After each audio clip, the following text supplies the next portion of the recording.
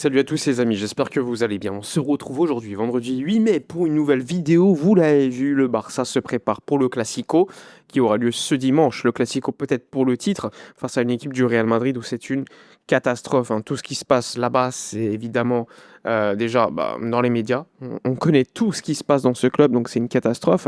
Mais également la gestion du club, de manière générale, elle est catastrophique. L'image donnée, mais aussi évidemment avant un Classico pour le titre, t'es pas dans de bonnes conditions. Donc on va revenir sur tout ça. On va parler évidemment de certaines rumeurs mercato, puisque des nouvelles sont sorties hier. Donc n'hésitez pas, comme d'habitude, abonnez-vous, likez, commentez, partagez, mettez un petit like, boostez la vidéo. Je serai en live cet après-midi, je pense vers 16h, 17h, je sais pas à quelle heure précisément, mais je serai là en live pour parler un petit peu de tout ça. N'hésitez pas, comme d'habitude, à être présent, à vous abonner sur ma chaîne Twitch. N'hésitez pas également à aller voir ma vidéo d'hier sur le fair play financier avec le deal Ansu Fati. Bref, on y va, on débute. Alors, hier, on va pas se mentir, l'actualité de Barcelone, elle a été mise en avant surtout par les faits de ce qui se passe à Madrid. Parce que vous le savez, il y a un Classico qui arrive. Il y a eu le Media Day avec beaucoup d'interviews pour Gavi, pour Rafinha qui sera présent pour jouer 20 minutes normalement ce week-end pour le Classico. Bref, il y a Joao Cancelo qui a été interviewé. Tout le monde, tous les joueurs quasiment ont été interviewés par des médias locaux ou des médias internationaux. Et bien dans ce contexte-là, on ne le savait pas encore, mais l'après-midi allait partir en cacahuète, puisque vous l'avez probablement vu dans un contexte classico. Le Real Madrid a communiqué hier soir sur une bagarre ou au moins une grosse blessure à la tête, un traumatisme crânien de Valverde qui ne sera donc pas là pour le prochain classico.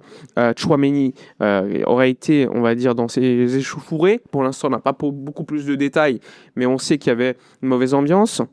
On sait qu'il y a eu probablement une petite bagarre, deux même, parce que ça s'est passé sur 2 jours, et forcément, ça a un impact direct, parce que tous les médias en parlent. Tu vois Mbappé qui sort du centre d'entraînement en plein fou rire. Alors bon, le contexte, il n'est pas super idéal pour le faire, tu peux te cacher au moins. Bref, c'est un sacré bordel, les médias espagnols en parlent H24 avant un Classico. Le Barça, lui, il pense déjà à la fameuse tournée en bus après le titre dans les rues de Barcelone pour célébrer le doublé, la victoire en Supercopa et la victoire en Liga. Alors que eux, ils sont plus préoccupés par une explosion de leur vestiaire. Nous, on se délecte de ça. Il faut savoir que même à l'époque, Josep Maria Bartomeu, le Barça n'était même pas dans une situation telle. Et pourtant, vous l'avez vu sur cette chaîne, on en parlait à l'époque, c'était une catastrophe. Mais là, c'est encore pire. C'est encore pire. Tu as des joueurs qui se détestent. Tu as le Valverde qui déteste Tchouaméni. Les deux se détestent. Tu as aussi Bellingham qui déteste Mbappé. Tu as eu des propos de Tchouaméni avec Aquababe, un blogueur people qui sont sortis sur Twitter, où Tchouaméni ne dit rien et Aquababe sort la conversation. On apprend que Aquababe probablement a parlé avec Tchouaméni aussi du fait que Bellingham déteste Mbappé, qu'il est jaloux de lui. Bref, c'est un sacré bordel. Un peu plus tard hier, t'as un truc qui sort comme quoi Vinicius Mbappé se serait engueulé par moment à l'entraînement. Bon, ça c'est un peu moins grave, ça arrive, mais quand même. Et t'as Rudiger qui s'est battu, entre guillemets, qui a mis une claque dans la gueule de Carreras à plusieurs reprises. Donc c'est un contexte compliqué avec un coach qui n'est pas validé. Et dans ce contexte-là, tu as Mourinho qui pourrait devenir coach du Real une nouvelle fois. Et mon point de vue en tant que supporter du FC Barcelone, c'est que je me régale. Je me régale parce que tout ce qui fait mal à Madrid fait plaisir aux supporters Blaugrana. Alors il ne faut pas pour autant retirer que nous, on doit se préoccuper de nous-mêmes, parce que la priorité, ça reste quand même le Barça et sa gestion. Pour autant, voir que l'ennemi, entre guillemets, le rival historique, soit dans une telle situation, ça fait plaisir. Parce que qui dit mauvaise situation pour le Real Madrid, dit meilleure situation pour le Barça. Pour autant, il faut quand même qu'elle soit optimale. Mais on se délecte, on s'est régalé hier du côté de Barcelone. Je peux vous le dire, les médias catalans parlent que de ça. Que ça soit Mundo Deportivo ou encore El Diario Sport, et c'est pas pour rien, ils le savent. C'est une gestion qui permet à Barcelone de se focus beaucoup plus sur le terrain, sur une victoire à la Liga. Gavi hier a dit faut qu'on y vaille à 200%, on veut les 100 points et on veut détruire le Real Madrid lors du Classico. Il y a une vraie volonté d'aller chercher ce titre devant leur gueule, à la maison, pour célébrer aussi. Donc ça aussi c'est important. Et ça montre la mentalité de l'équipe. En parallèle, hier, Pini Zahavi a vu Joan Laporta pour parler de l'avenir d'Hansi Flick. Flick va prolonger jusqu'en 2028, probablement avec une année en option jusqu'en 2029. Donc excellente nouvelle pour le Barça qui s'assure le coach allemand pour un peu plus de temps. Xavi est également venu et devrait discuter lors des prochaines heures avec Robert Lewandowski. Et ensuite, il y aura une prise de décision du Polonais qui devra la communiquer à son agent. Et ensuite, son agent la communiquera au club. Il faut savoir qu'il y a des offres de MLS, d'Arabie Saoudite, de l'AC Milan. La Juve, semble-t-il, s'est écartée du dossier Lewandowski. Et pour l'instant, le Barça reste une option avec un salaire moindre. Mais quand tu vois des clubs comme la Juve s'écartent de Lewandowski, le Barça, à mon avis, devrait faire un petit peu pareil, compte tenu de son âge et de la priorité, à mon avis, pour un jeune joueur comme Ferran Torres, beaucoup plus jeune que Lewandowski, pour l'avoir dans l'effectif, pour moi, c'est beaucoup plus intéressant.